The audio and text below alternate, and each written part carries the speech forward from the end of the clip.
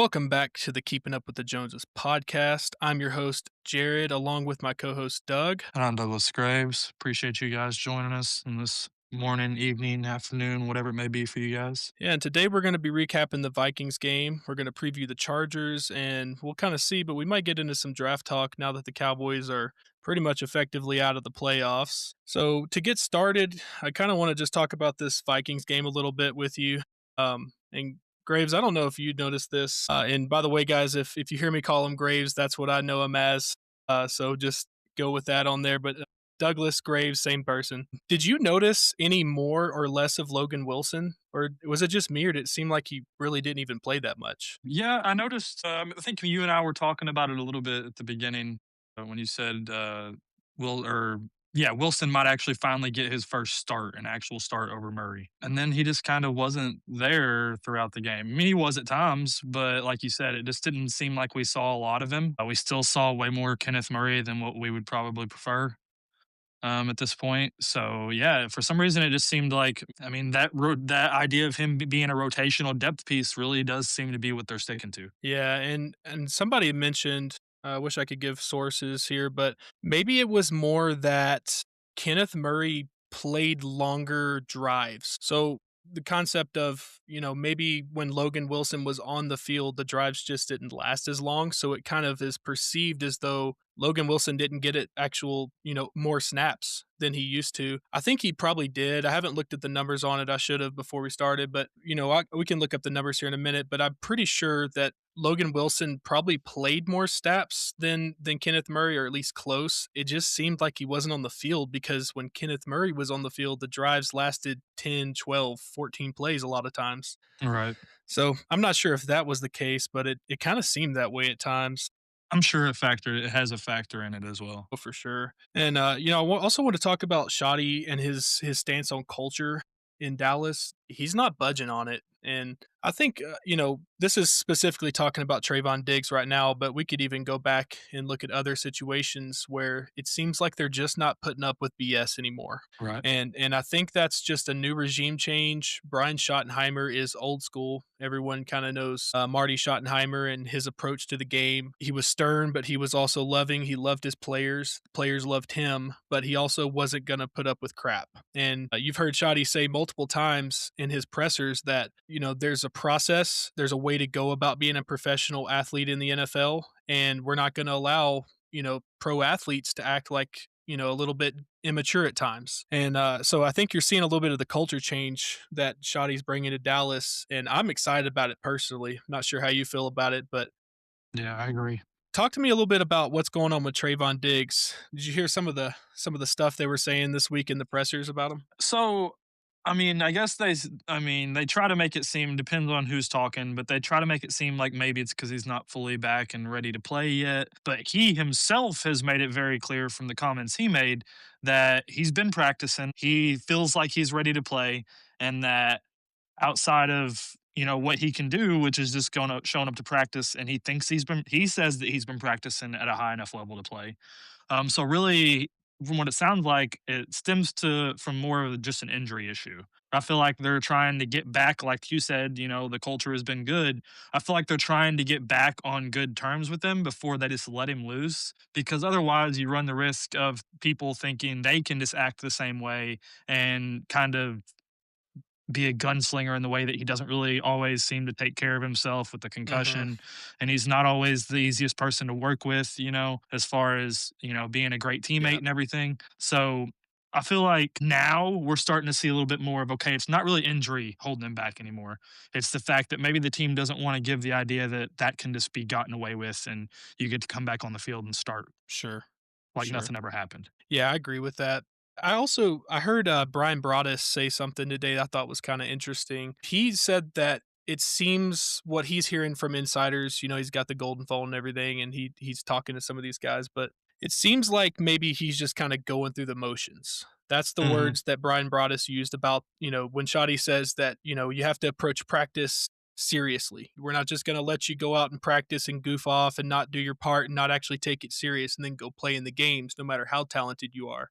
And they've held true to that. You saw some of it with George Pickens and CeeDee Lamb earlier in the season. I think it was the Chiefs game. They sat him out for the first drive, which, that's debatable whether or not that was worth doing. But the point is he's taken a For stance. multiple reasons, that's Right, debatable. right. But, the idea here is that he's taking a stance and he's not backing down on that. And I kind of like it, man. I'm really here for it. So the reason I brought Diggs up is just because of how terrible this secondary is. And you just, like, at some point, you almost wonder, is the negative really outweighing the positive with Trayvon Diggs? I mean, if the guy can play, which we've seen him play at a very high level, all pro level, if he can play, wouldn't you want him on the field at least to increase maybe some trade value or something to try to get something out of him, even if it's a fifth or sixth round pick? Of course, I know there's the conversation about his salary. Nobody's going to want to trade for that salary, but Yeah, you'd you're think not you, gonna get a right. 5th or 6th, I don't think so. Right. But if Trayvon Diggs comes out in the last 3 games and has, say, 2 or 3 picks and plays lockdown coverage, that's a guy you can trade. I Right. mean, I think that would instantly increase his value. But again, I think it goes back to culture. I don't think Shoddy cares about that stuff at all. I don't think he's interested in he just wants the player to know that we're not gonna put up with this stuff here. And Mhm, I'm a big fan of that.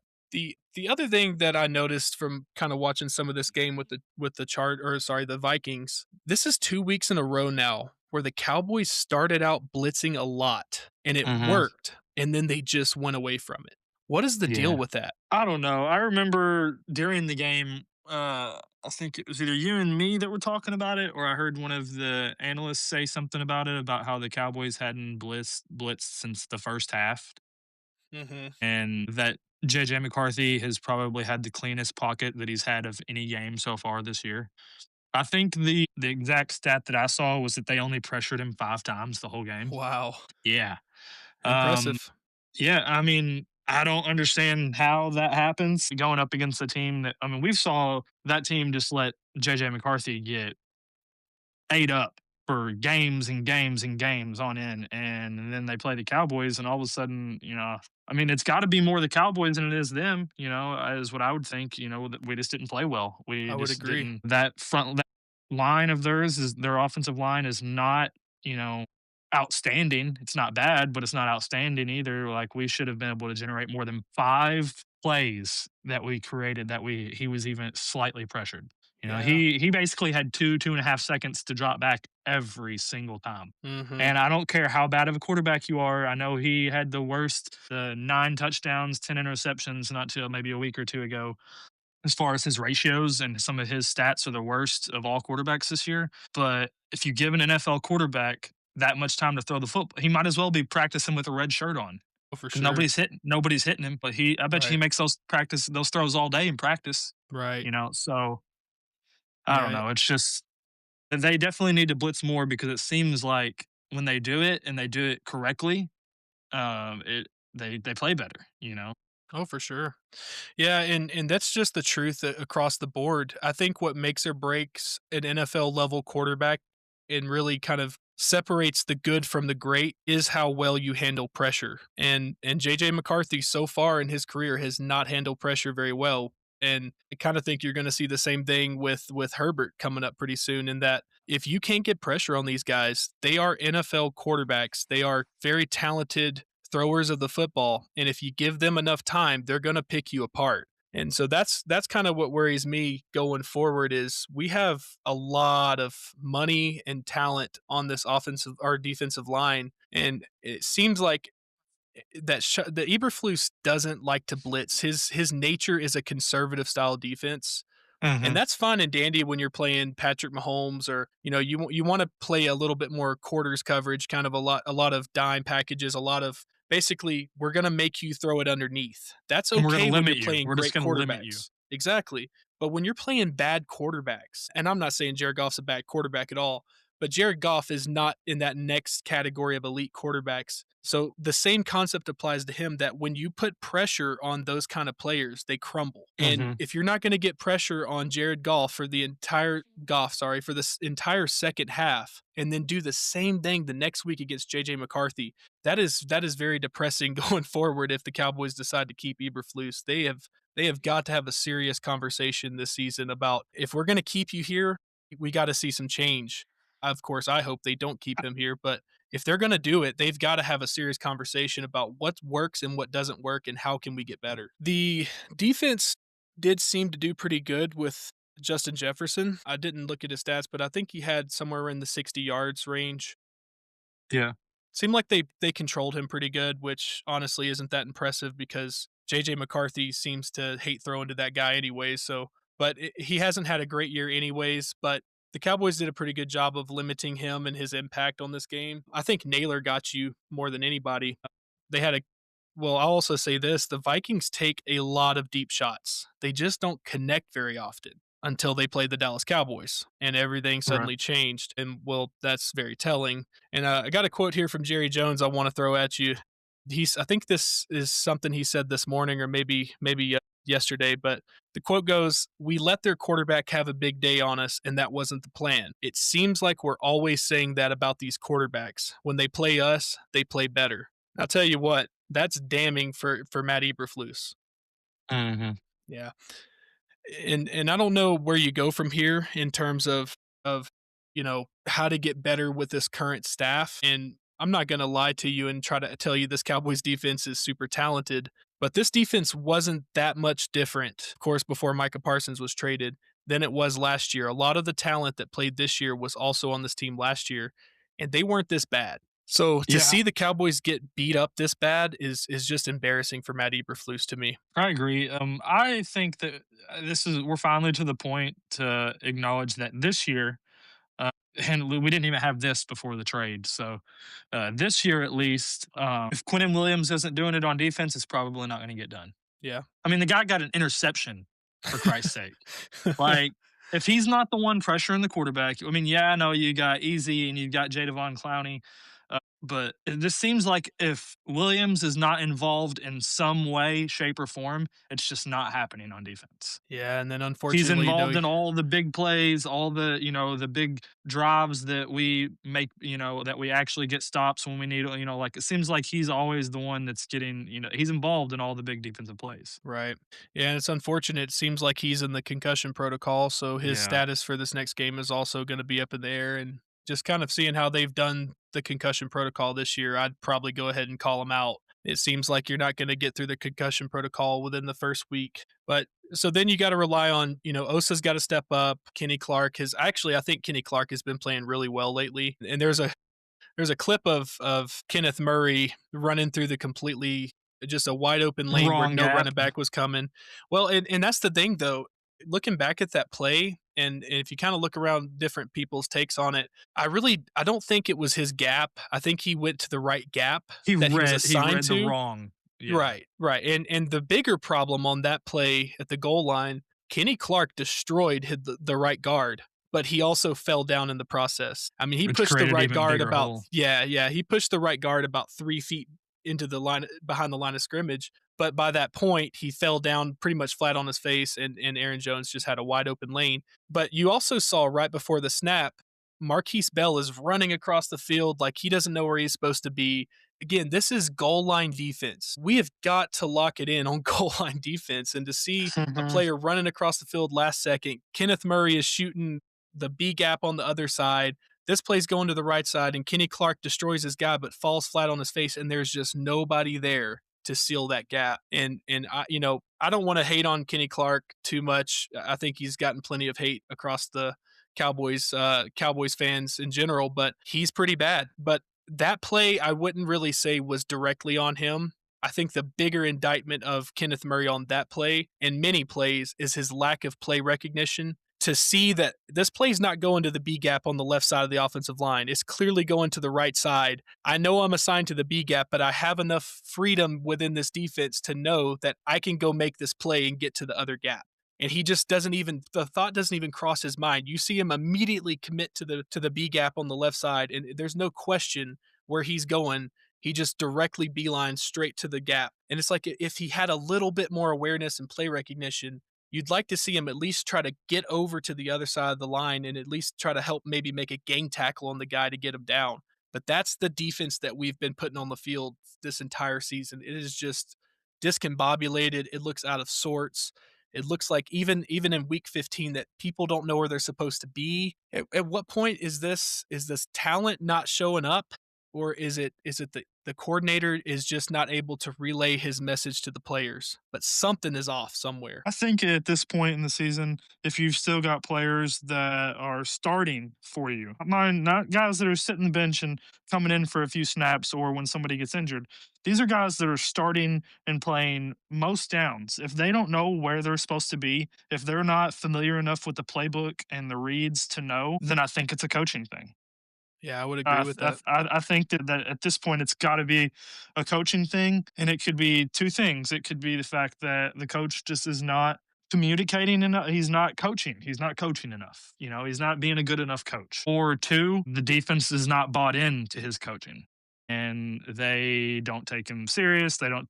There's something along the line because as an NFL player, you've been playing football for your whole adult life, ever since, not very many guys come straight from college basketball or something to it happens every now and then, but not very many. Most of these guys have been playing football for a long time. You know where you're supposed to be on, like, it kills me to think that an NFL player still doesn't know what read he's supposed to make and just the playbook in general, what it seems Right. like sometimes. Right. And So, I'm not gonna act like I'm some kind of defensive mastermind. I'm not a football mastermind in general, but across Cowboys media and listening to these guys talk, Eberflus runs a very simple scheme. So even if it was that, it's like there's no way these guys aren't grasping the scheme. It's mostly just cover two, cover three, zone coverage, a lot of conservative play off of the receivers, let them dink and dunk, but don't give up the big play.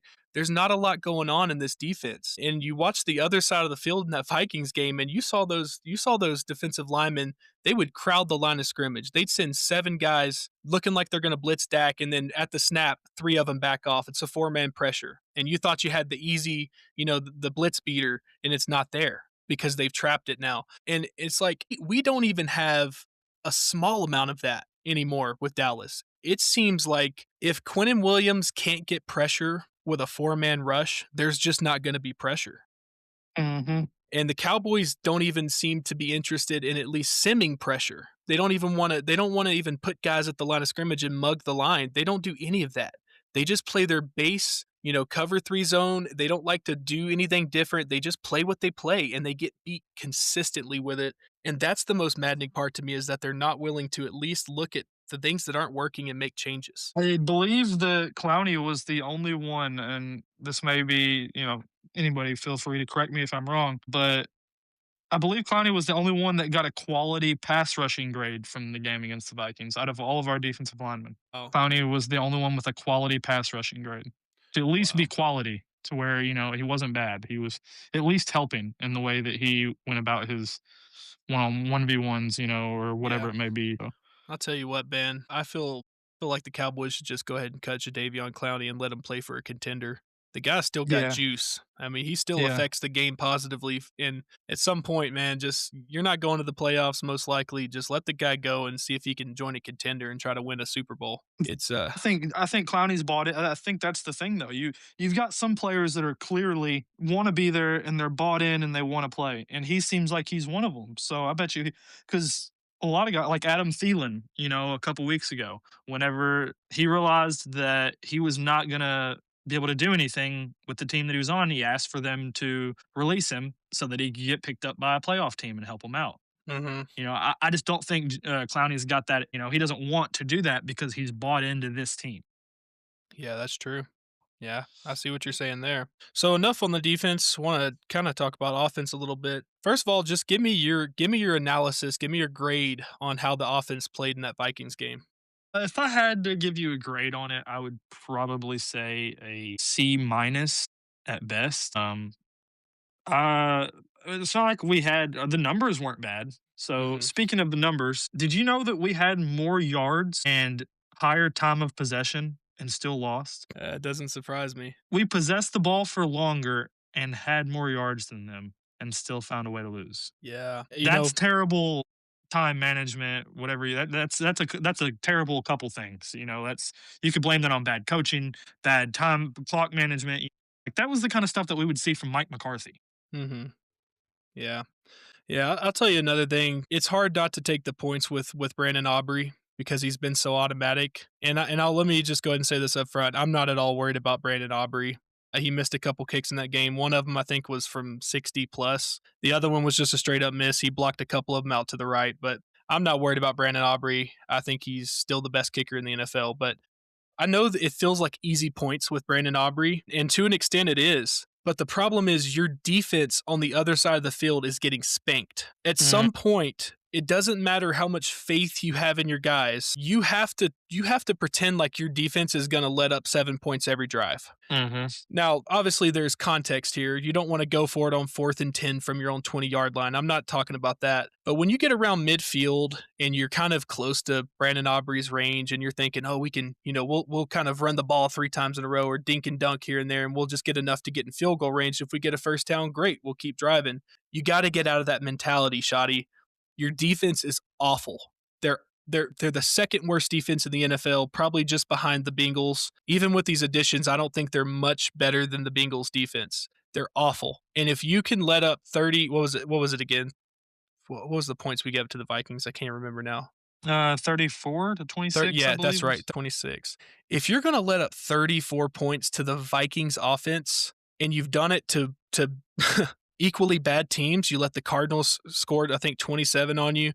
uh, at some point Brian Schottenheimer has to know exactly what his team is and change his coaching accordingly. You cannot keep kicking field goals. You cannot keep settling for field goals. And you get down in the red zone, and I actually thought they did a little better this week on a couple of drives, but they just seem to be so scared of running the ball once they get in the red zone.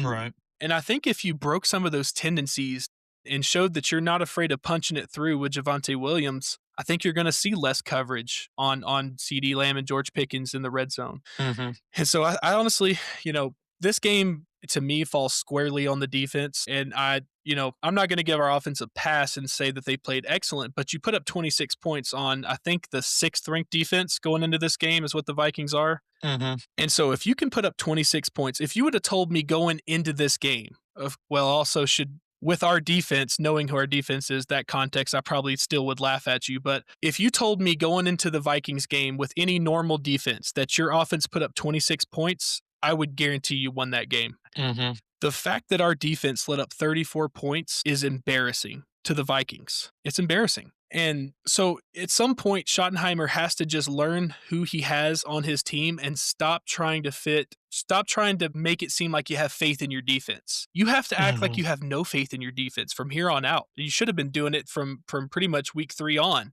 Once you saw how bad your defense was going to be, you have to be in go for it mode once you get past the 50-yard line till the end of the game. You have to try to put up 40 points a game because your defense is just that bad. So, Yeah, I agree.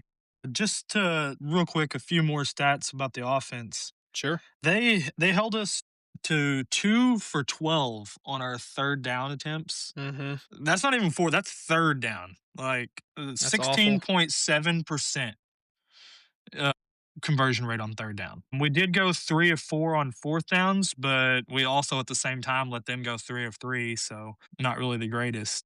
Yeah. So here's the big ones that I don't get.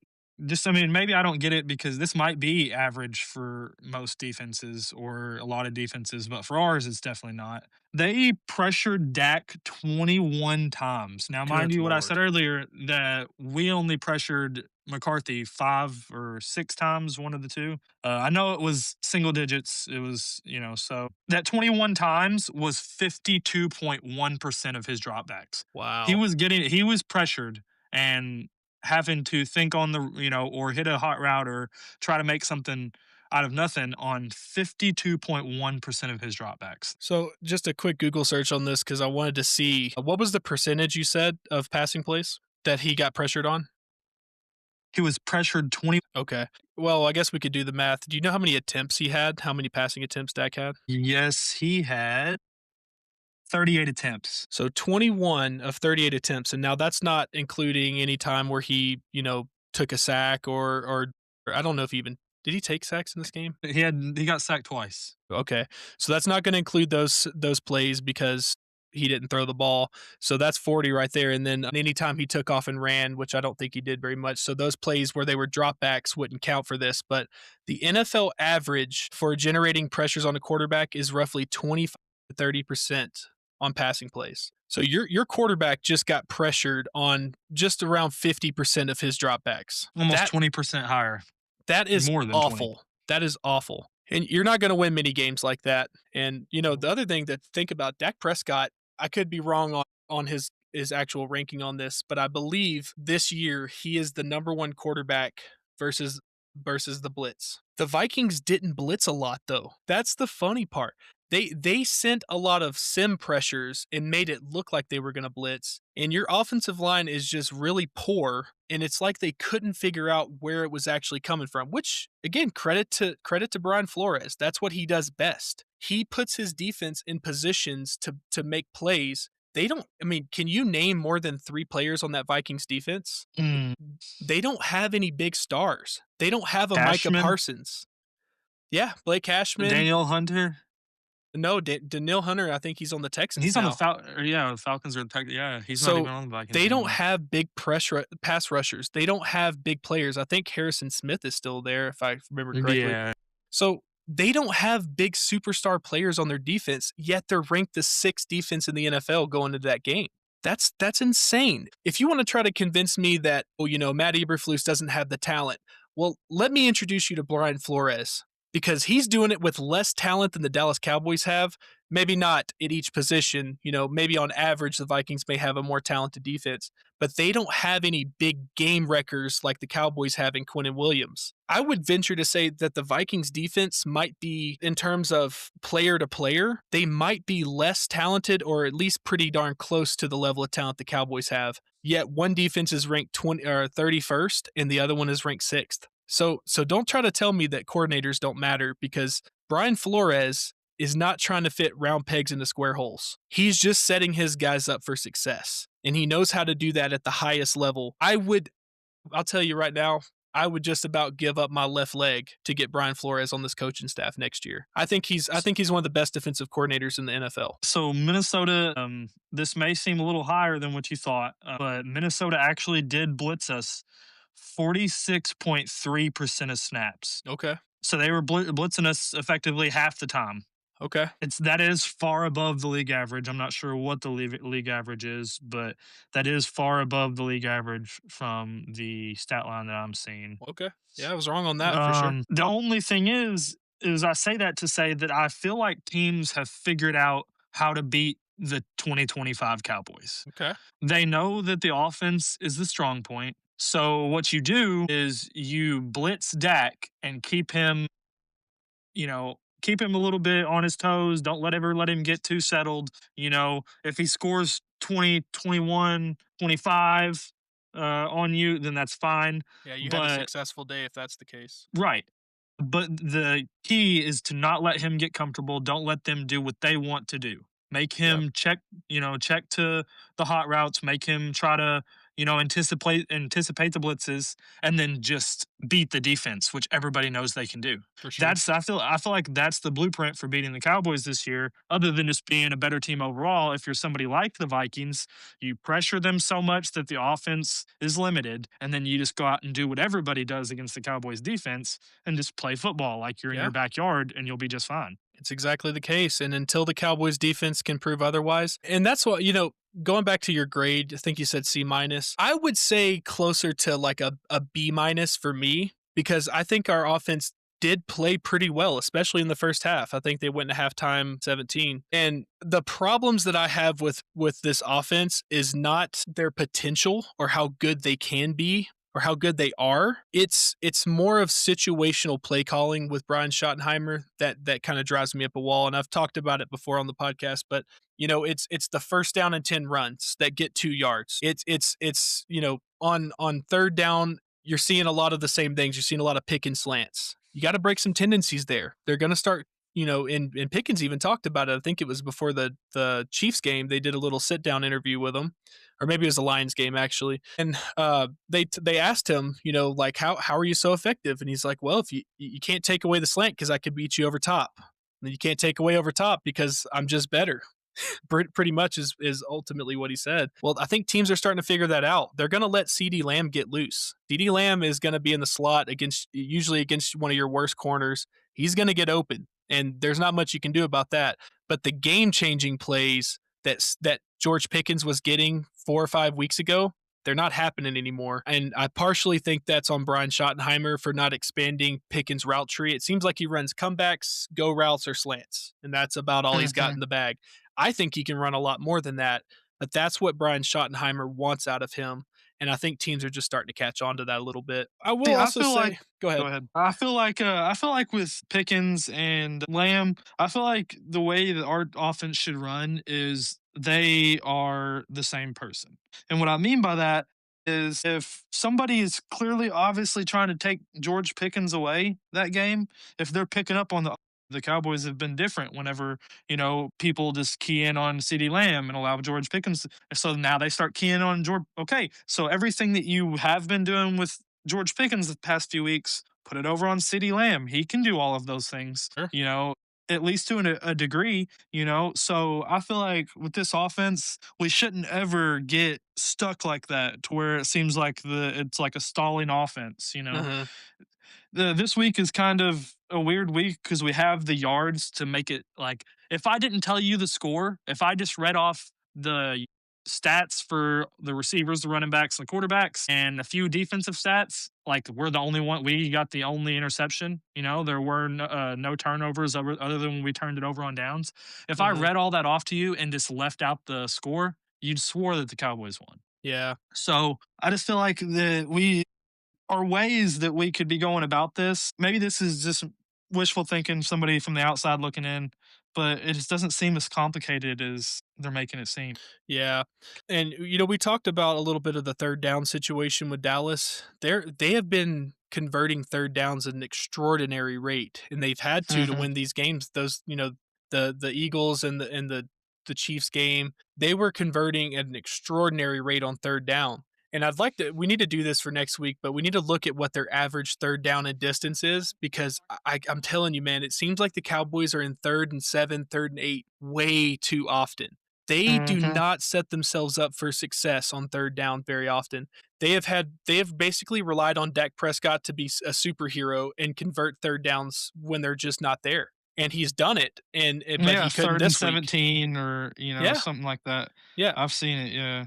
Yeah, and they It's have the talent to do that, but you cannot rely on that as your source of scoring points. It's just not no, gonna work over time, especially when you get in the playoffs, which of course we're not we're not getting there anyways, but that's the point is when you get in the playoffs against some of the better teams, you're not converting 3rd and 7 consistently. It's just not gonna happen. You're gonna be off the no. field and punting the ball back and putting your really bad defense on the field way more often than you should. And I'll say this too.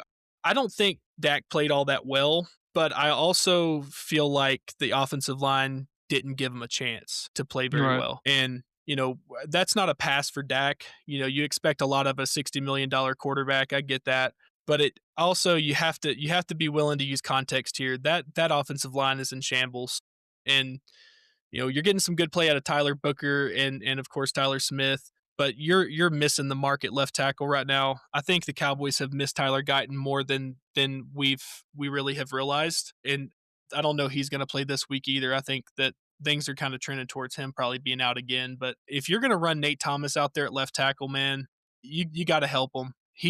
I just saw way too many times, especially against the Lions, where you saw Aiden Hutchinson just one on one with Nate Thomas the entire game. Yeah. You cannot do that. That's your play caller's responsibility. That's Schottenheimer and maybe even put some blame on Clayton Adams there as the offensive line coach, but technically offensive coordinator too. But at some point, you expect a really high level play caller to adjust and to move the offensive line away from the pass rush. Find ways to get away from that and give Dak a chance. If that's the short game, that's the short game. I'm okay with dinking and dunking if we win the game. But Right. trying to set up these long, deep, developing plays down the field when your offensive line is this bad, it's just not going to work. Yeah, And especially when they're blitzing you half the time. right.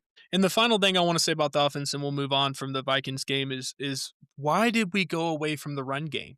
I think you can correct me on this if you have the stats in front of you, but I think Javonte Williams had, I think, 15 carries for 91 yards or something like that, That's and that's exactly averaging right. 6 yards And per a touchdown. carry. Yeah, you're averaging 6 yards per carry. I know he got hurt. He had his little shoulder injury there somewhere in that game, but, where did the running game go? Why are we getting Mhm. away from what's working? This defense Yeah. they've been known to let up some runs. They're a much better pass defense, in my opinion, than they are run defense. They'll let up some runs, and you were having a lot of success. And no, more than anything, your offensive line is pretty much the prototype perfect run blocking offensive line. For the most part, I wouldn't say perfect, but they're more skilled at run blocking than they are at pass blocking almost across the board. I don't think there's anybody on this offensive line that's better at pass blocking than they are at run blocking. And No. that's saying something. So, Brian Schottenheimer, you can't put a lot of blame on him because the guy has had the number 1 or number 2 ranked offense all year. They're moving the ball, they put up points. At the end of the day, you have a very good offense, maybe not an elite all-time offense, but you have a very good offense. If your defense can't hold the Vikings to under 20 points or around 20 points, it doesn't matter what your offense did that game. Your defense failed you big time. Or that year for that matter. Like we've been talking about the playoffs the past few weeks, but like you just said, if your defense can't hold a team like the Vikings, then I mean, Yeah, you're in trouble. what chance did we really have? You know. Yeah. Yeah, you're in trouble. All right, so let's get into the Chargers game a little bit. First thing I'll say about the Chargers is they're pretty good at running the football. They're ranked ninth in the league right now. They're averaging about 125 yards a game. Their offense averages about 22 and a half points a game, which is not great, but it's not bad either. Their offense, the way I would describe their offense is they're not world breaking, but they can do enough. And their Mhm. defense is pretty good too. So if their offense is having a decent game, they're probably going to win. And that tells you all you need to know about this Chargers game coming up next week is that their offense is probably going to have a great game against this defense. And especially, and this is a trend that we've seen for 2 weeks in a row now, going back to the Chiefs game, they got good pressure on Patrick Mahomes. He's just an alien who found a way out of a ton of sacks. The last 2 games, there wasn't any pressure on these quarterbacks almost at all in the second half of those games. You're looking at a Chargers offensive line that is very compromised. And that's not the first time the Cowboys have played a compromised offensive line, but we have not seen our defense take advantage of any of these compromised offensive lines yet. And I think if you want to win this game against the Chargers, number one, you're going to have to find a way to put pressure on Justin Herbert. Mhm. I Yeah. agree. And the thing is about Justin Herbert is this is probably I mean, and a lot of people may disagree with this considering it is Justin Herbert, but this is probably the quarterback other than JJ McCarthy that you want to see right now. He has thrown a pick, at least one, in 4 out of his last 5 games, maybe even more before that. He takes a lot of sacks because the offensive line is terrible. Like, this is the team I think that the defense is better matched with than they were with the Vikings, honestly, because it's not just one player being bad like it is on the Hmm. Vikings with JJ McCarthy. Right. This whole offense of the Chargers has been down. Their offensive line's been terrible. Their star rookie running back got injured early on. It's been basically the Justin Herbert show, and he's made it work to an extent, obviously, considering the position they're in. But at the same time, we've seen some games where, yeah, they pulled out a win, but man, he was running for his life the whole Yeah. game and he threw a pick or two, but they still pulled off a win, stuff like Hmm. that. So I feel like our defense actually still has a chance to show that they're not completely awful against this Chargers team because, like, this is a team to do it against. They've got a terrible offensive line and a quarterback that's not played his best, according to his career stats so far. For sure. So, Rayshawn Slater and Joe Alt being out, I mean, honestly, I'm not sure how they're even winning games with the right. production they're getting at tackles, but that's the only thing I would counter you with there is that the positions they're weakest at on that offensive line are the positions that we're not the strongest at. If they Right. had, if two of those big injuries, let's say Joe Alt and Rayshawn Slater were your left and right guard, my God, I'd expect Quentin well, he may not be playing, but I'd expect Kenny Clark and Osa to absolutely demolish this team, but that's not where they're weakest.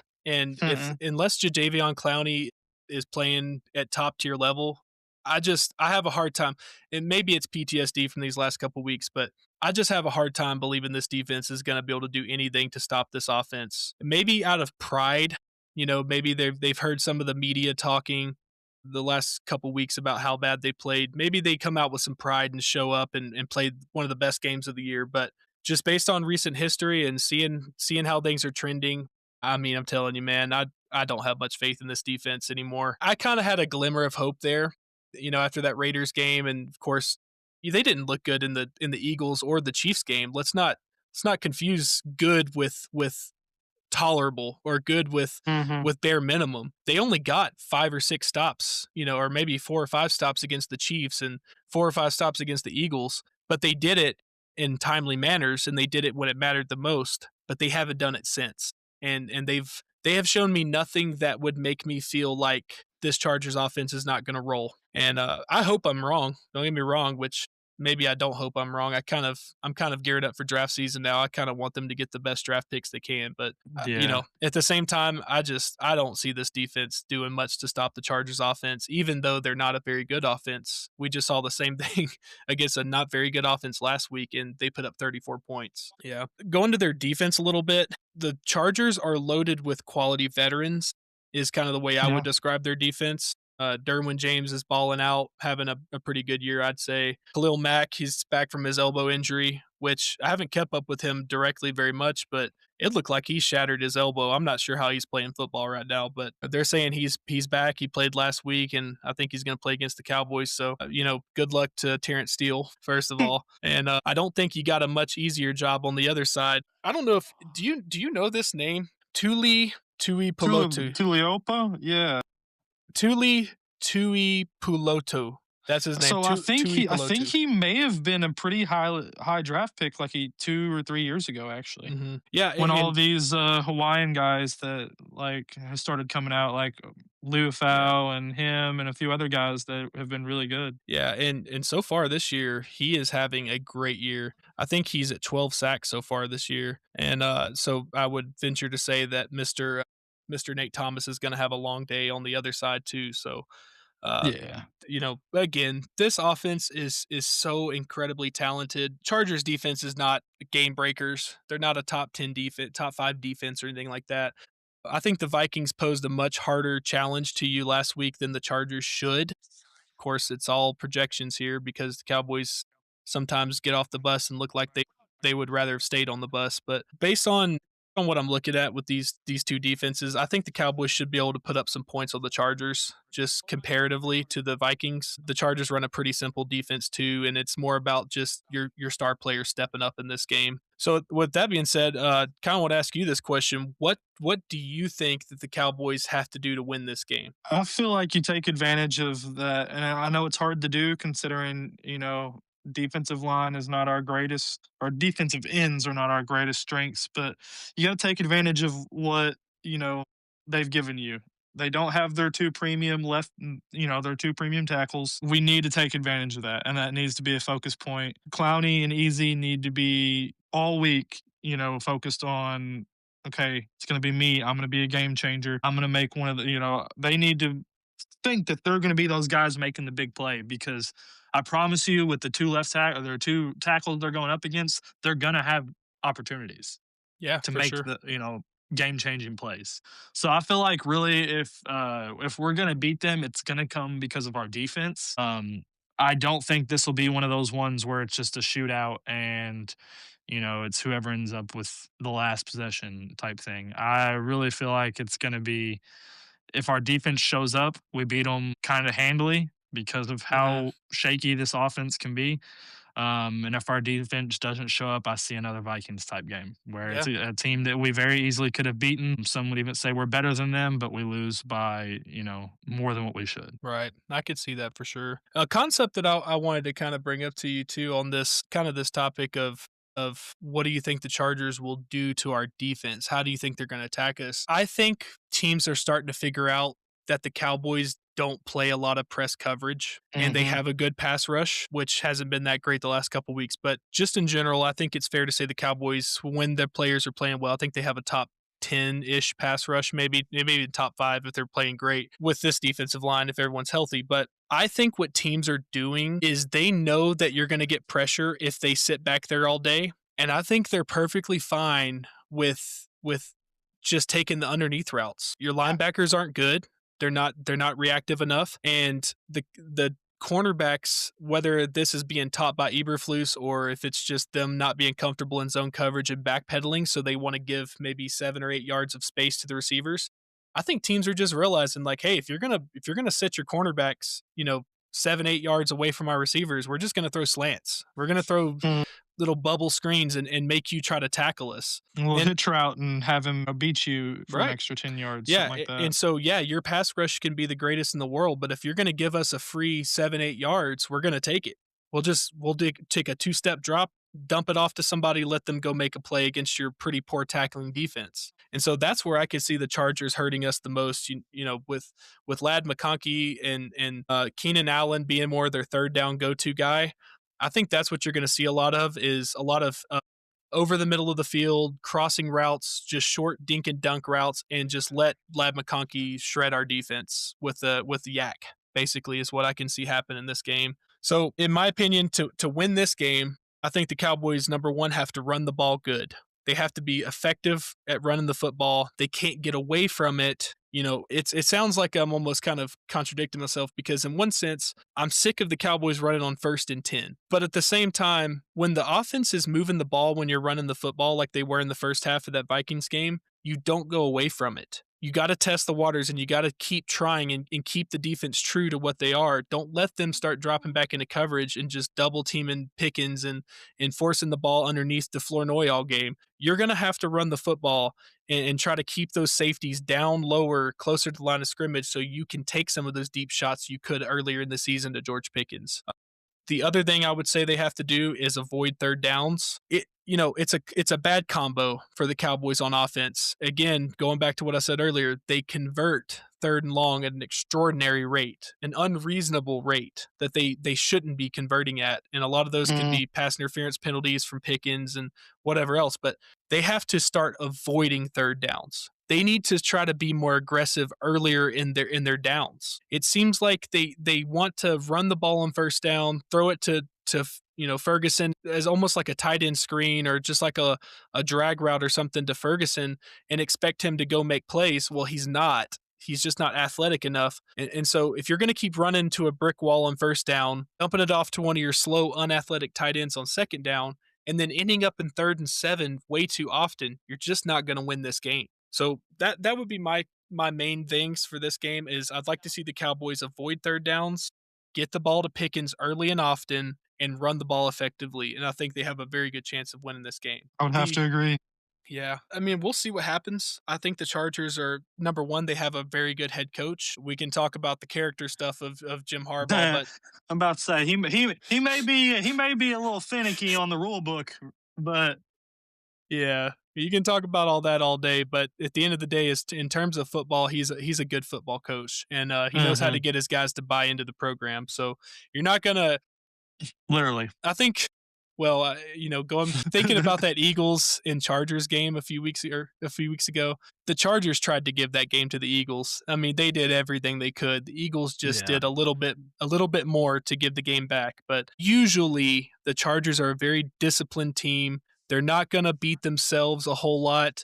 They'll let you beat yourself, and then they take advantage of it. And I think if the Cowboys don't get out of third down and long and start avoiding third down altogether, I think you're gonna start seeing the Chargers just kinda let you beat yourself. One more thing to touch on the Cowboys defense real quick, because I'm looking at some stuff right here. So combined, how many tackles do you think Logan Wilson and Kenneth Murray had against the Vikings? Well, it had to be low. Combined, I'd say I'd say 10. Probably less than 3. They both had one singular tackle, My and goodness. it wasn't a solo tackle. They both had an Wow. assisted tackle. So our 2 middle linebackers, our starter and the supposed backup, were both only able to manage 1 tackle apiece and an assisted tackle at that. Man, that is So Yeah, that just puts that whole but DeMarvion Overshown led the team with 7 total tackles and 4 solo. Okay. So, it's, it's encouraging to see that he's finally without a pitch count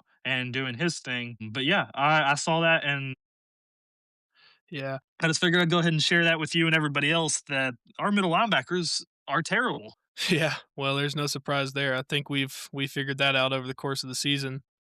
Mhm. But what's most surprising about that, I kind of thought this might have been one of the games where Logan Wilson and Kenneth Murray probably could have been better. You look at the Lions, they have a lot of super speedy, athletic guys who just make plays after the catch or, break a tackle and next thing you know, they're in the end zone. The Lions are, or sorry, the Vikings are just not that team. And you would have thought that Kenneth Murray and Logan Wilson being more of the kind of downhill runner people, that they probably would have had more plays than DeMarvion Overshown. That is actually pretty surprising to me. Shamar James and Luafau both had more tackles than both those guys. Man, that's awful. That's awful. Yeah, well, there you go. That's kind of what we're looking at with this Chargers game, and there's hope, and we're going to talk about the playoffs here in a minute, although begrudgingly so because it's pretty much over. But the path to the playoffs for the Cowboys is pretty obvious and really very simple. They have to win the rest of their remaining 3 games, and the Eagles have to lose all 3 games. Mhm. Anything else is a crapshoot. I think I couldn't confirm this, but I think if the Packers lose the rest of their games and the Cowboys win out, I think they might get the edge over them for the wild card. But I'm not sure on that, and I highly doubt it. To be honest with you, the path to the playoffs for the Cowboys is very simple. They need to win their next 3 games, and the Eagles have to lose. And that's really about all I can say on that. We did it to ourselves. I wish there was more options and more stuff to talk about there, but the Cowboys have to win out and the Eagles have to lose. And you look at the Eagles' schedule, they got the Commanders, the Bills, and then the Commanders again. And Yep. yeah, no offense to the Commanders, but I don't see that happening. I think the Bills are playing good enough to beat them, but I don't see the Commanders beating the Eagles twice. No, I don't either. I could see them losing against the Commanders the first time, carrying that loss into the Bills game and losing to the Bills. But at that point, they're going to be like, okay, this is the Commanders for a second time. We just saw them. We're not losing to this. And they end up beating the Commanders, probably pretty handily the second time. Yeah. I see that probably being the way that goes. Yeah, I agree with that. I don't see this. I don't see it happening. I think the Cowboys are looking at which this is another thing that I think is pretty amazing. I could get the numbers wrong on this, but I think this is now 30 years in a row. There has not been a repeat division winner in the NFC East. And it looks like that curse is finally going to be broken. I think the Eagles are going to get their first back to back division title in a long time. And, um, y- you know, If not 30, I know it's close to 20. I know for sure. Yeah. Yeah, I think it was something like 28 or 29, maybe 30, but it's in that upper 20s range. And yeah, that's honestly pretty crazy. That's an unbelievable number to throw out there.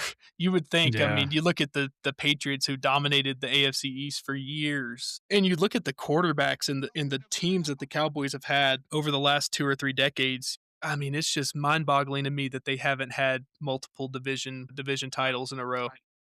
I That mean, when is you think about it, I mean, is it though? Because the last few quarterbacks of the Dallas Cowboys, especially Dak and Romo, you can have that quarterback and even that same offense to a degree, and go 1 year going 8-8 to winning 12 games the next year, and you can't even really tell the difference very much.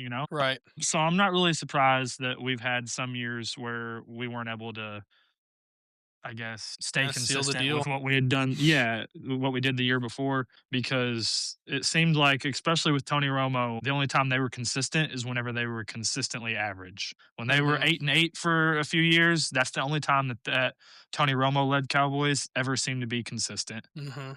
And it's kind of been the same thing with Dak's Cowboys. They're Yeah, only consistent when they're average. right. Yeah, and you know what else is, I'll just mention this in passing and we'll move on, but those 8-8 teams with Tony Romo, they were not 8-8 teams. No. Those were 4, 5, 6 win teams that Tony Romo Hmm. elevated to be as good as they were. Those Yep. teams were awful, and don't think people appreciate Tony Romo enough. But and I'm not going to say Dak is better than Romo. I still, He's not. I was a Tony Romo fan growing up. I've always been a big Romo fan, but Dak is a darn good quarterback, and he is definitely capable of winning you a Super Bowl if you can put Yeah. together a roster. I mean, I'm telling you right now, if Dak Prescott was on the Eagles, I think this year they're a 13 win team. Yeah. Like Yeah. 100%. that's the difference. And so, anyways, getting off of that, I just think that, it's kind of depressing to think about that the Cowboys had so many good teams, so many Mhm. special players. I think I saw a graphic the other day where the Cowboys have had the most all pros in the NFL over the last 10 years. I mean, just incredible hits on draft picks and really talented players. And it just seems like you've wasted all that with just really bad team management and roster building with the Joneses. Yep. It's honestly very sad to see that. All right. Are we ready to get in a little bit of draft talk? As ready as I'm ever gonna be. All right. Well, we're going to talk about a little mock draft here. We're not going to get too deep into any specific players, but I'm going to go through this mock draft. This one was written by Daniel Flick from Sports Illustrated. We're going to go through it kind of just one by one.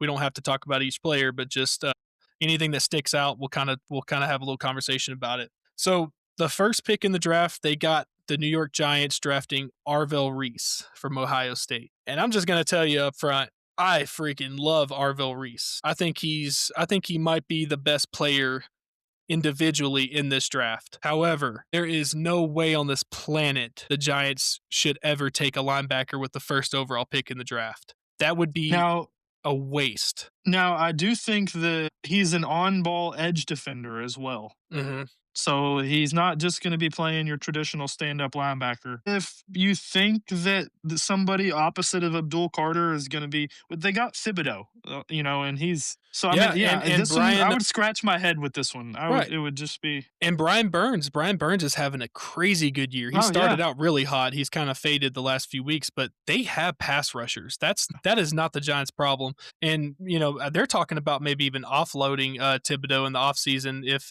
because he hasn't really panned out that well. Although I think he's been a good pass rusher. They're talking about maybe the Giants haven't said this, but people have been murmuring about the Giants maybe trading Thibodeau in the offseason. And I don't see that happening, but I think Arville Reese is a very special player. I think he's going to be a superstar in the NFL, but I also think that his evaluation should be very similar to Micah Parsons in that's what terms I of, was. in terms of draft evaluation, because you didn't see, well, maybe a little bit more so with Reese, but Micah Parsons wasn't a pass rusher at Penn State.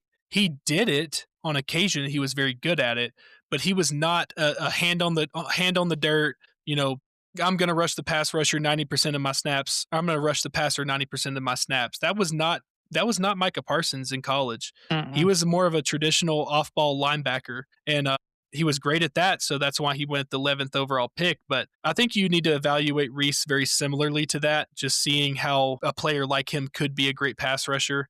And I think he is worthy of being the first overall pick. I just don't think the Giants need him. I could see the Giants Hmm. trading out of that pick and Yeah, that's what I trying to was. get more draft capital. Yeah, that would probably be. I mean, I'm not a GM or anything, but if Arbor Reese is sitting there and somebody else wants to take him at one and is willing to pay for it, I say move back. Yeah, I think what'll happen is they'll trade back with a team who needs a quarterback, and they're going to get multiple first round picks out of that trade. And they may try to, you could even see him slip somewhere. Let's see, maybe in that like, sixth or seventh 10 to round, or sorry, sixth or seventh overall pick, and then try to get Arville Reese there. And that would right. be very wise of them. He may go before then, but Yeah. we'll look at the next few teams on here. They're very quarterback needy. The Las Vegas Raiders, they're predicting Fernando Mendoza to go to the Raiders, and I could definitely see that happen. And I think Fernando Mendoza is probably the best quarterback in this class.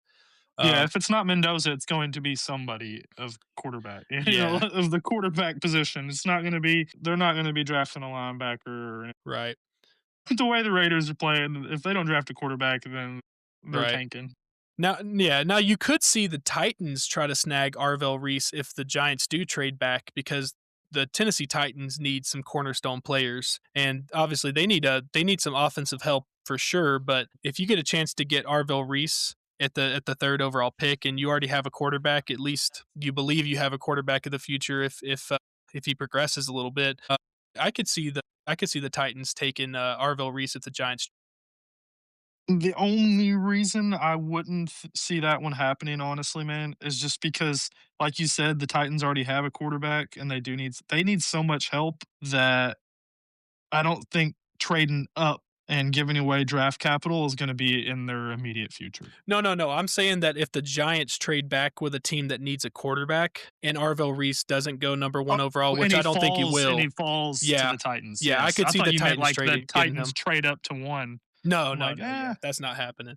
In this mock draft, they got Ruben Bain Jr., the pass rusher from Miami, going to the Titans, which would probably also be a pretty good pick. So not against that yeah. at all. They got at number 4. They got the Cleveland Browns taking Francis. I don't even want to say Don't this even last try. name. Don't even. Mauigoa, maybe something like that. Yeah, so they're looking at maybe taking an offensive lineman, and I don't think that'd be a bad idea, but they need a lot of stuff. So good luck with that. Yeah, they should just go ahead and draft two quarterbacks again and see how that goes. Yeah, Try might to as play them well. both. I mean, so far I'll tell you this much. I think Shadir Sanders played a lot better than Dylan Gabriel has. Oh So yeah, I most don't definitely. I But don't know I how think that'll go, but everybody that ever watched those two guys play knew that was gonna. yeah, that's true. And number 5, they got the New York Jets taking Dante Moore, the quarterback from Oregon, and I like that pick. yeah, I could see that working out pretty good. I think a lot of people have him as the number 2 quarterback in this draft, so that makes a lot of sense for them. They got the Cardinals at number 6 taking Spencer Fano, an offensive tackle from Utah. I don't know how I I feel don't. about that. I don't hate that one. Don't they have Parrish? Don't the Yeah, Cardinals yeah, have yeah, Parrish they have a Jr.? good left tackle, so So that would pair him. They'd have two tackles. There's no reason for Kyler Murray. I mean, if it's Kyler Murray come next year, he should have a better protection. Next year if they took a tackle on the spot. So I'm yeah. not really against it. Yeah, I just my personal evaluation of Kyler Murray is that it doesn't matter how good his offensive line is or how bad they are. I think he's just it's ingrained to him. It's just who he is. He likes to take off and run when there's not pressure there.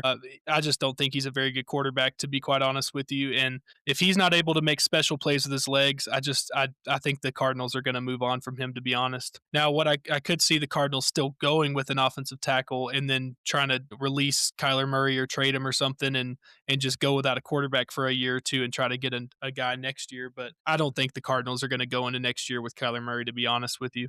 We'll see what happens there, but I don't think they're going to keep him around. I don't think that coaching staff likes him at all. Yeah, And then at number 7, the Saints are they're taking mocking my the Saints to boy take Jeremiah Jeremiah Love. Love, which I'll tell you one thing, man.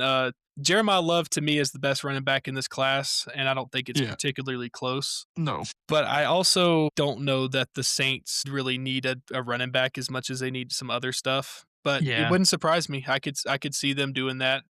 One other thing I wanted to mention while I was thinking about the Cardinals, I could also see the Cardinals not taking Spencer Fano if one of these quarterbacks slip up the draft. For some reason, yeah, if the Jets don't take a quarterback or something, I could definitely see the Cardinals snagging any quarterback available. right. Um, and then moved on to the Commanders, and my God, I hope this doesn't happen. But they have the Commanders taking Caleb Downs, who I think might be the second most impactful player in this draft behind Arvil Reese. Yeah, And so I just pray that the Commanders screw it up and don't take him. right. Number 9, Yeah, they got oh, go ahead. I feel like he's one of the blue chip, one of the only prospects that are coming out of this draft that is almost a guaranteed hit, you know what I'm Yeah. saying? Yeah, I would agree with that. Number 9, they got the Bengals taking Mansour Delane, the cornerback from LSU. Definitely don't think it would hurt them to add more cornerbacks because their defense is awful. They're about as bad as the Cowboys, if not a little bit worse. But I could also see them taking David Bailey here because I think the best comp for David Bailey would be Max Crosby. I think he's very similar in his play style. He's not super athletic and bendy, but he finds a way to get to the quarterback. He uses a lot of raw strength, but he's also an excellent run defender. So I could see the Bengals wanting to go ahead and move on from Trey Hendrickson this offseason and maybe draft David Bailey there. So that's something to look out for them too. They got which this is another one I was kind of hoping would slide down the draft and the Cowboys might be able to get him with that second pick of theirs. Currently, they're mocking the Rams with their trade from the Falcons to take Jermod McCoy.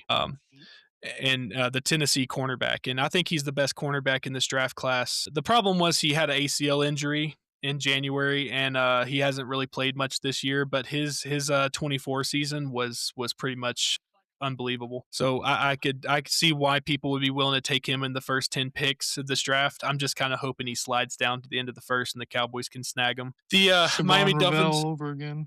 Oh yeah, yeah. Which Siobhan Ravel, it's just a little different. I think Jermod McCoy's a better prospect than Siobhan Ravel, but Yeah. we'll see.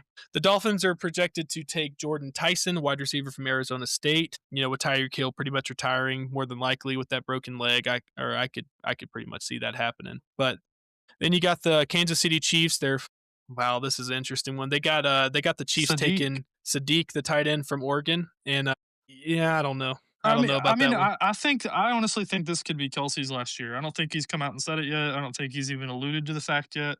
But I would not be surprised, especially with the fact that they got kicked from playoff contention. I would expect this to possibly be his last year. And if they did make this pick, I'm sure whoever did this was kind of banking on that.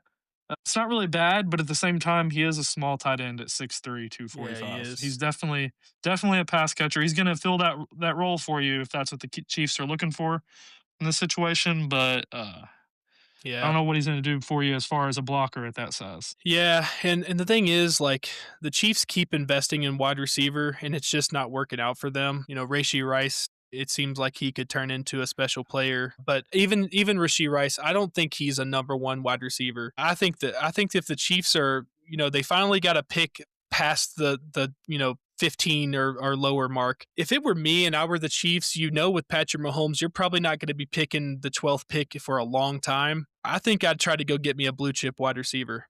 And I know they've already invested a bunch in there, but man, I think at some point you just got to double down and try to go get you that true number one wide receiver. And if this mock draft happens the way it's slated to happen on this one, that means Carnell Tate's going to be available. And Hmm. there's no way in this world I would pass up on Carnell Tate for a tight end if I was the Kansas City Chiefs. But No. a lot of it just depends on how the draft falls and what teams pick ahead of them. But I would hope they would take the wide receiver over the tight end if they're both available. Yeah, there are a few guys the Chiefs could pick from, even if Carnell Tate's not there. So Right? Yeah. We'll kind of breeze through the next few here. The Vikings are projected to take Peter Woods, defensive tackle from Clemson. I think that would be a good pick for them. Baltimore Ravens, they're projecting to take David Bailey, who was kind of my draft crush this year. I think that would be awesome for them. But then the Carolina Panthers, they're predicting to take Sonny Styles, sorry. He is the second best linebacker in this class to me, maybe third. You could put the Texas linebacker in there. Is his name AJ Hill, I think. I could see them, some teams ranking AJ Hill above Sonny Styles. I don't want to keep saying Sony Styles. But I wouldn't. I think I would take Sonny Styles. And then here's the first Cowboys pick. This is an interesting one. They got the Cowboys taking Keldrick Falk, the edge from Auburn. I don't know how I feel about. I think he is a good pass rusher, but he's a big guy. If the six Cowboys, six, 285. yeah, and if the Cowboys are committed to making this big five-man front, big defensive lineman that's going to stop the run, they don't want bendy guys. They don't want the small Micah Parsons of the world. Of course, anyone would take Micah Parsons, but they don't want those smaller guys. They want the bigger guys. I could see this happening. I would hope that David Bailey falls just a little bit further and you could get him instead. If that happens, I don't think I would be upset about it at all. And then I'm not for it. yeah, I mean, I don't think they need more pass rushers at this point. I think they have to invest in other positions, and they force themselves into that role. The way I look at it is, if Ezeraku comes along like you think he will next year as a pass rusher, he was an excellent pass rusher in Boston College, so I think those traits are going to come through in year two. But if you got Ezeraku on the other side, I mean, you saw Jadeveon Clowney sitting there in free agency at the start of the year. You can go get a good second pass rusher, for the edge position in free Right. agency. I don't think you should be forced into taking a defensive end there. I wouldn't be Yeah, upset no, at it, but I also think I'd rather them go elsewhere. yeah, because I mean, if you've got a linebacker like Sonny Styles sitting one pick ahead of you and you think that he might get taken, I mean, you trade up that one pick because a linebacker that's 6'4", 240 with that kind of athleticism is not going to come around very often. I agree. So And I'll just throw this out there. I think my comp for Sonny Styles is Kyle Hamilton. I think he reminds me a lot of Kyle he Hamilton. was a safety before he transitioned to linebacker. So Yeah, I like his speed. I think he's another DeMarvion Overshown type, but you don't have to play them in the same position. I think you could leave Overshown where he is at will and put somebody like Sonny Styles maybe at like a hybrid safety linebacker role, and I think mhm, he would thrive in that role just like the Ravens have done with Kyle Hamilton. right. And moving on, the Detroit Lions are mocking to take Avion Terrell, the cornerback from Clemson. I think that'd be a good pick for them. They got the Mhm. Jets sliding all the way down, or sorry, they got Carnell Tate sliding all the way down to the Jets at 18, which I'm just going to be honest with you. I would be very, very surprised if Carnell Tate goes that high or that low, sorry, in the draft. I think he's going to go before then. And then they got the Buccaneers taking CJ Allen, linebacker from Georgia, who I think is probably in that third or fourth best linebacker range, in my opinion. I think he's amazing. Mhm. He's definitely a great linebacker, but he is a little undersized. He's only 6'1, 235. He's very physical though. He doesn't let his size dictate how he plays football. He is very very athletic. He's very fast. He's very strong, and he hits hard. So I would not be upset with CJ Allen if that's where the Cowboys win either. The point is, Yeah. looking at this draft though, this mock draft is you're seeing a lot of linebackers fall later in this draft. And if the Cowboys don't get one of these premium linebackers, I think the draft has been a failure from the start, to be quite Mhm. honest with you. They better surprise me with somebody else, one of the other picks they did make or Yeah. something. Yeah, and that's where you see the failures of Maurice Leofau not panning out. Those guys, if those guys had panned out, Maurice Leofau I think was a third or fourth round pick. If those guys pan out in a couple years and they become starters for you, you did something right. But to see now where you're in a situation where your best linebacker or the best linebacker group that you can put on the field is Kenneth Murray and DeMarvion Overshown shows me that you failed miserably with your evaluation of Mhm. Leofau. But then they got at number 20, they got the Steelers taking Ty Simpson from Alabama. I don't like Ty Simpson to be completely honest with you. I kind of feel like I feel like Bama this would be quarterback. yeah, Bama quarterback, and I kind of feel like he'd be another Kenny Pickett. Not that type of player, but I think he'd be another reach on a quarterback at the end of the first round. That's just what the Pittsburgh Steelers have done, though. They stay consistently good enough to not pick high enough to get a real quarterback to replace Ben Roethlisberger. So this is Right. honestly this is perfect. I think that's exactly what they will do. This is just their forte. They love taking mediocre quarterbacks in the first round and then releasing them after 3 or 4 seasons. At 21, they got the Philadelphia Eagles taking Brandon Cisse or Sissy. I don't know how to say his last name either, but cornerback from South Carolina. Um, Lots of cornerbacks in this Lots draft. of cornerbacks for Very sure. good, very defensive heavy draft, Yeah, it at is least the a first lot round. of good players, and I could see that happening. I don't know if they'll do that just after going for Quinyon Mitchell and having their true number one, but they need cornerback help. I'm not trying to say they don't, but yeah, you never know. The Eagles seem to always get lucky though. It seems like every year somebody, Jalen Carter falls to them. It's just they always get players. Jahad Campbell. Somehow the NFL let the Eagles get Jahad Campbell. They seem to find some players that you thought would have went in the first 10 to 15 picks and they get them at the end of the first round almost every year. It's honestly unbelievable. They got the Houston Texans taking Vega lone guard from Penn State. I don't think the Texans could ever go wrong taking offensive linemen, so happy with that for them. And here's the Cowboys next pick. They got the Cowboys taking Caleb Lomu from Utah, offensive tackle from Utah. Oh man. I would honestly like this one more than the edge defender. Mhm. It feels not only like, I mean, this probably isn't the best available strat if you're taking this guy.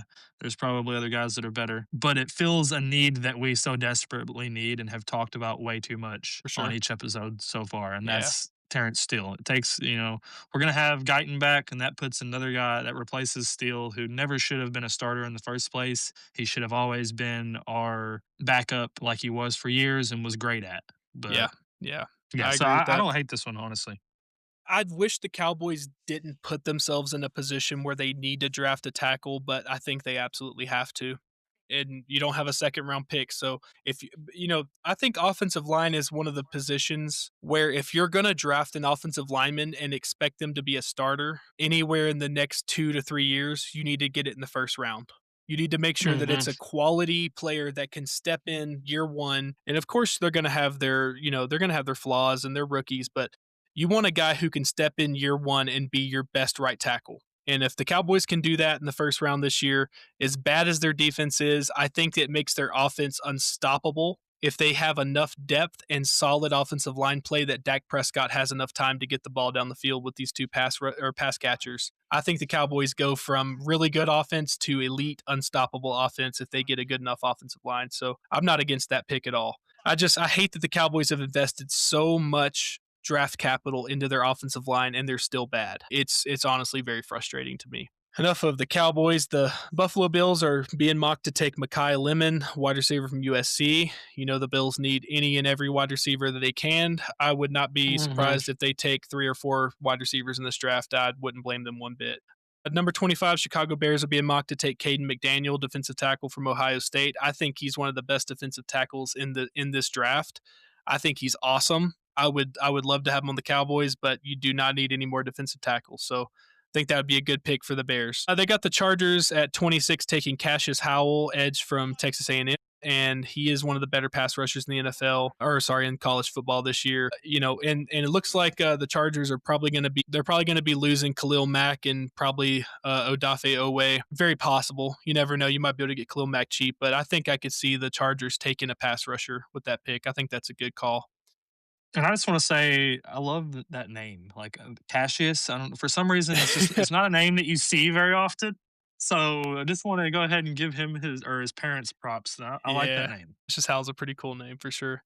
At 27, they got the 49ers taking Casey. Oh, man. Another weird one. Concepcion. Concepcion, wide receiver for an A&M. Uh, I don't know how I feel about that, but 49ers are low on wide receivers, so I guess they're gonna have to reach at some point. But which Yeah. I don't know if I'd say he's a reach. He might turn out to be a top five pass catcher in the NFL. Uh, I think they need to go get a number one wide receiver, and I think this guy's just he's more of a speedy down the field, kind of throw it over the defense's head kind of guy, and they need a Yeah. number one wide 5'11", receiver. 190. Yeah, yeah. Well, I get it though. They need wide receiver help for sure. And Right. now they got the Cleveland Browns at 28 with their trade from the Jaguars, getting Denzel Boston, wide receiver from Washington. Also like that See, pick. this is a big receiver. Like, Yeah, this is the one that I would think that you would wanna see the Niners pick instead. yeah. If you're bigger on Concepcion, then great. But if you're wanting a big guy to throw the ball to, because Boston could be comparable to, like, a Drake London, that type of player. He's a big guy, 6'4", 210, and he's somewhat athletic. So, I like this pick by the Browns for sure. Yeah, I think the 49ers should take him over Concepcion personally, but I also you got to consider that the 49ers run a West Coast, dink and dunk. They want guys who can get open on those streak routes, on those crosser routes, and maybe Concepcion is that guy, but Right. yeah, I think they need a true number one, but that's also just their style. That's kind of how the 49ers like to run offense, so I could see that happening for sure. Yeah. Oh man, another tough name here. The New England Patriots are being mocked to take Mateo Ugalele. Ukulele. Ugalele from That Oregon. one's kinda fun to say. That is a fun one. Kind of another pretty big pass rusher. Oh, he's a high effort guy, but I don't know that he's a game breaker. But again, you find a lot of guys later in the draft who turn out special. So And yeah, only 20 years old on draft day. man, So that he's is still a lot of developing from that kid. yeah. And if he turns out good, you're going to get a good 13, 14, 15 years out of an elite pass rushers. Yeah, Right. I wouldn't be against that if I were a Patriots fan either. The Seahawks, they're mocking to take Colton Hood, cornerback from Tennessee. I think that would be another good pick for them. I think they're looking Mhm. at losing Reek Woolen maybe in free agency if they don't want to pay him. So getting another young guy at corner there is probably not a bad idea either. So okay, so here's another one that's interesting to me. The Rams are being mocked to take Caden Proctor from Alabama. I think I would prefer the Cowboys to take Caden Proctor over the guy they mocked to the Cowboys at 23 in Caleb Lomu. Yeah, probably. And that's just going on physicality. Caden Proctor's huge. He's 6'7", 366 pounds. He's been a little inconsistent at time, but he has so much athleticism, and the only thing I would say is Caden Proctor's a better run blocker than he is a pass blocker, and I think you've already got enough of that on this offensive line.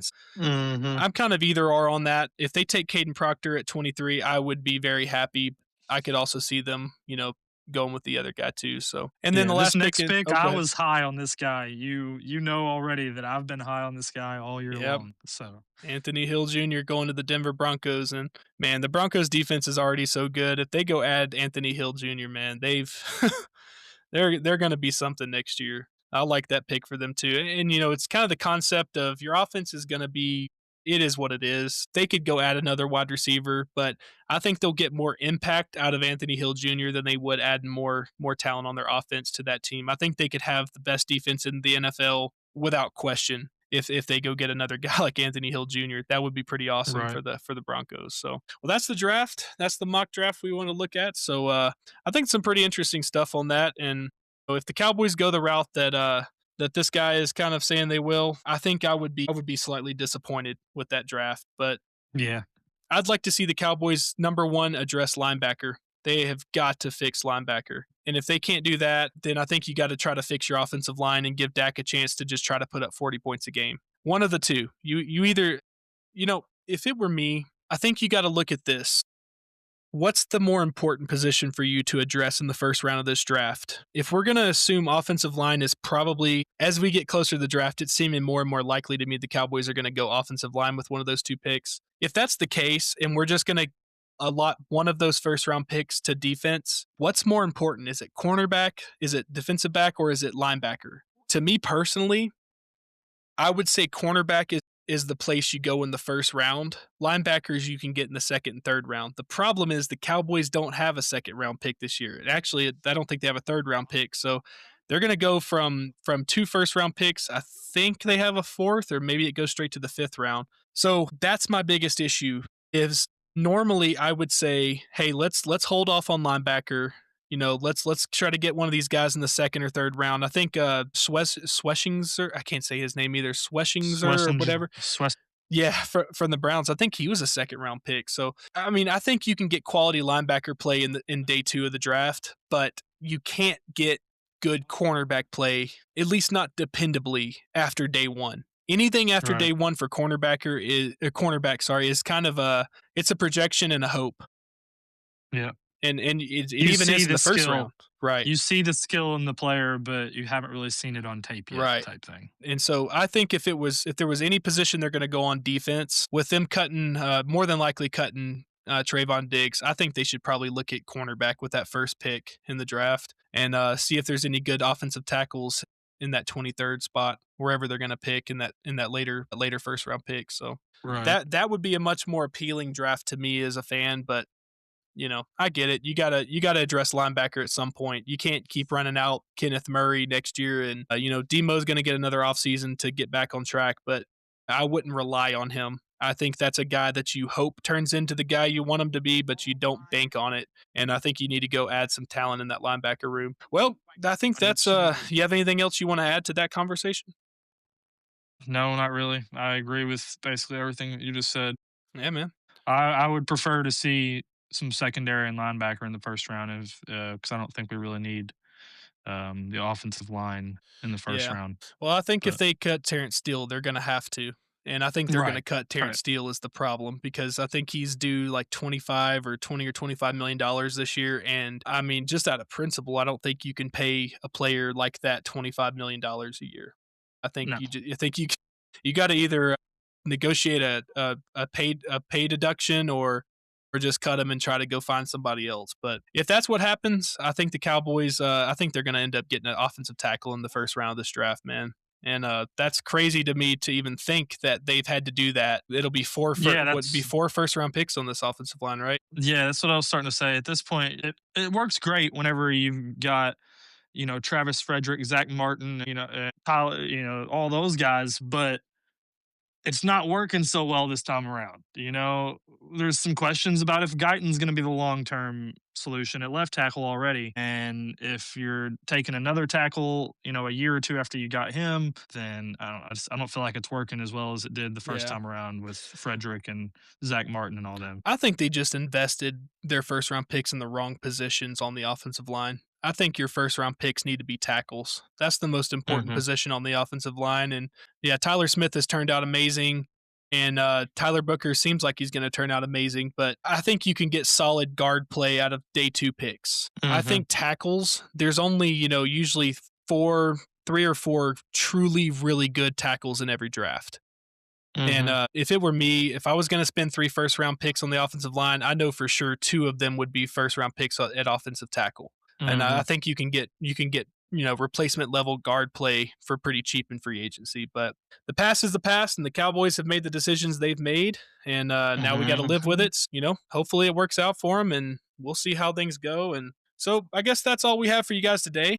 It's kind of a longer podcast, but, I think we covered a lot of information considering of the time. But we're going to be back next Thursday. We'll discuss the Chargers game and see where things are headed after that. Hopefully, the Cowboys, well, maybe hopefully they still have a chance at the playoffs after this week, but maybe the Eagles will go ahead and put those worries to bed and win their next game, and we can really focus on the draft going forward. But Yeah.